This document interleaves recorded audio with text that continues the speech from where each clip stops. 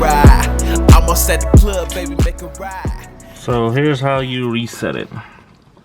First thing is make sure your door is closed.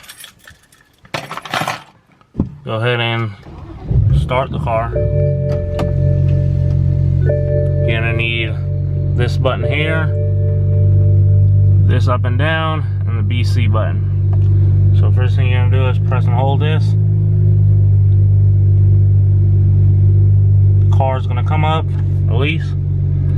Then you're gonna use this one to scroll through.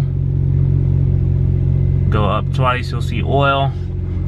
There's a couple other things, but we're focusing on oil right now. So then you'll press the BC. It'll come up to reset. Press it again and hold it. You'll see the little light come up for the timer, and it is reset now to 13,000.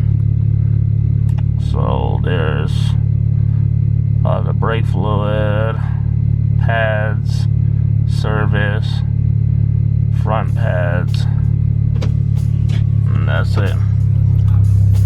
Once again, thank you for watching another video.